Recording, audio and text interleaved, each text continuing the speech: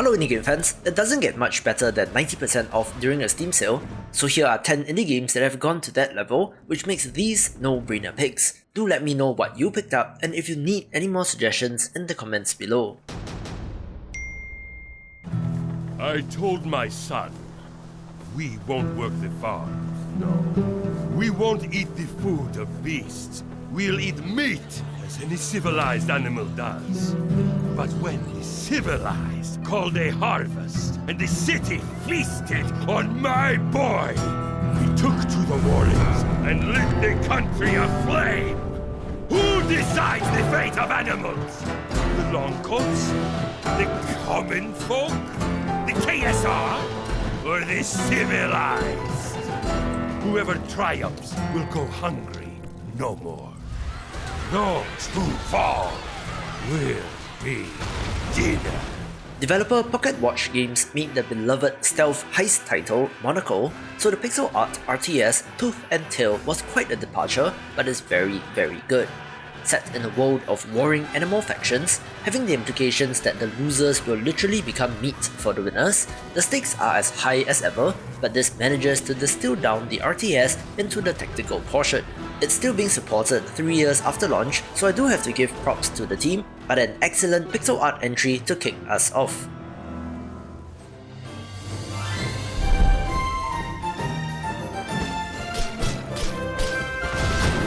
Developer The Gentle Bros is from Singapore, so of course I do have to give them a little shout out, but at just over $1, Cat Quest is not to be missed.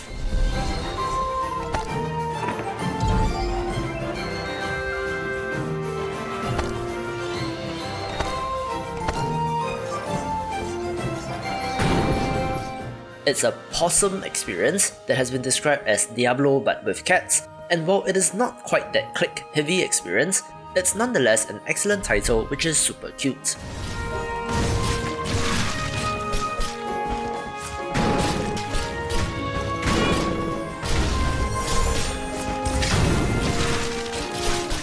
Of course, games that are 90% off usually have a sequel, and that is true here, but if you have not heard of this series, I would recommend you to jump in with the first game.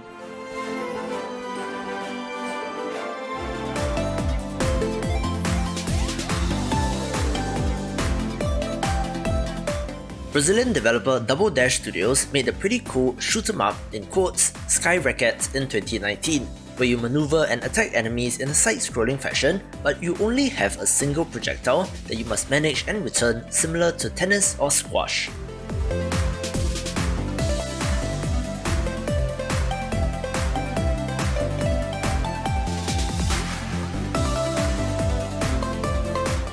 This makes the flow of the game pretty unique in this space, not to mention classic brick-breaking action, unlocks, secrets, and a share of challenge as well.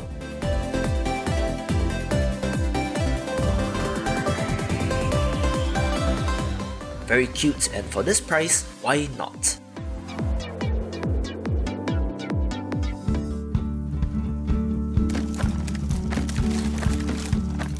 If you watched my Indie Games of the Year video, you will know that I'm a fan of the puzzle bridge builder Polybridge 2, but if you were not convinced, do at least give the first entry a try.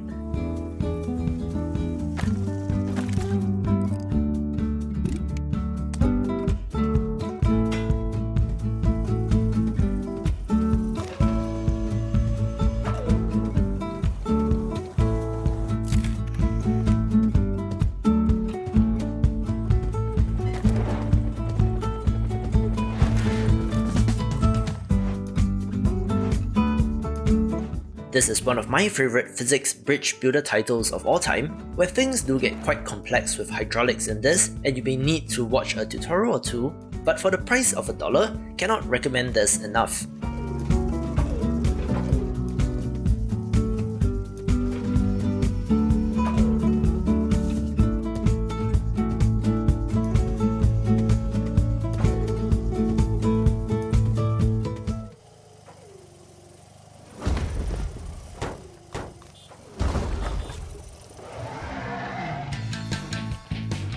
Shoot 'em up fans rejoice. VASARA Collection is a weird one since it was put out in 2000 and 2001 in arcades and was made by a Japanese company, but this somehow got repackaged under indie developer Qbyte Interactive last year.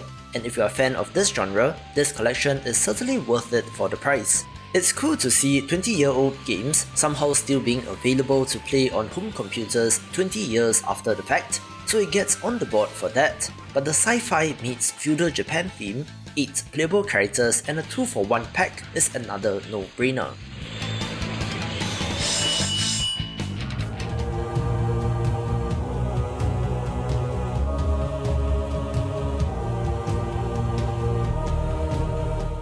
With the demise of Adobe Flash in about 1 week, I thought that it would be nice to revisit some Flash game classics, some of which, thankfully, have been made available on other platforms, with Creeper World 3 Arc Eternal being of interest.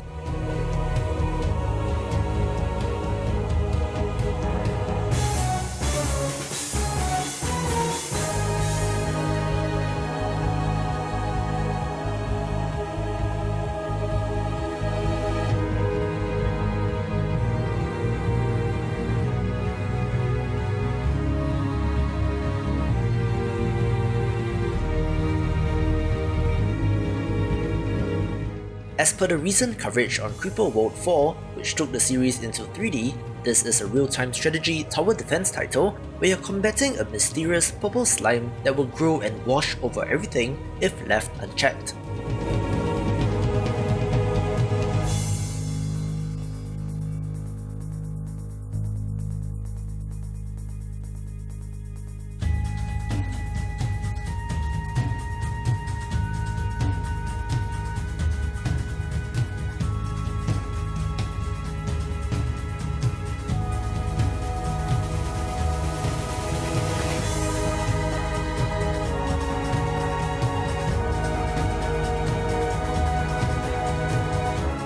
I did spend a chunk of my time in my teens being obsessed with Congregate, primarily because the games were free, so a huge thank you to all Flash game developers for making entertaining experiences for people like me.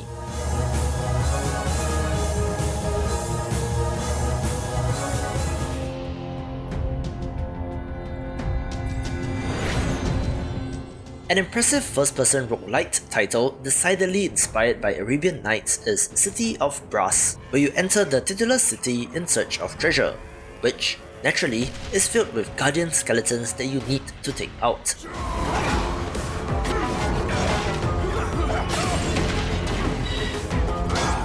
The whip mechanic is the coolest part of this, and while it isn't quite as replayable as some of the others in this genre, it's still totally worth a play if you're interested in indies.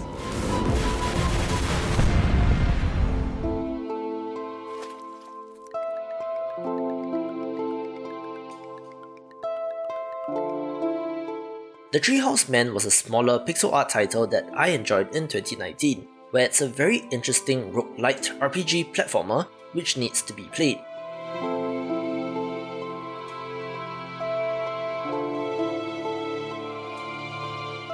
It has you sailing forth on a boat, searching for the Treehouse Man who is supposed to bring salvation to the people, where of course monsters stand in your way.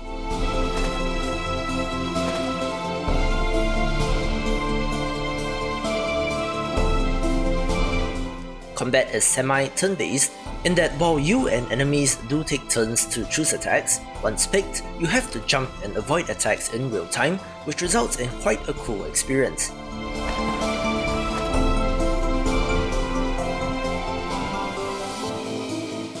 I think that this developer is on a hiatus from making games, choosing to further his studies or something, so do help a brother out by getting this at $1.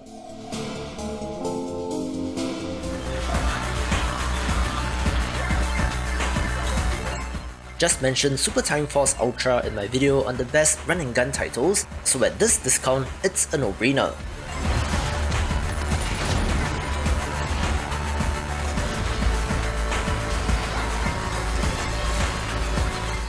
This is your classic action-packed side-scroller with a twist, where you're able to swap in additional characters, of which there's quite a number, essentially playing through a level with multiple instances of characters.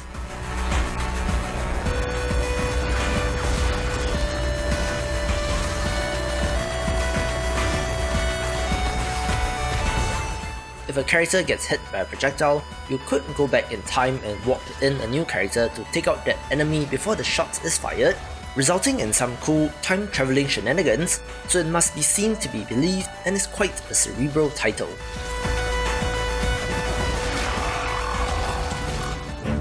Let's play a little game to show the world just how brilliant you truly are.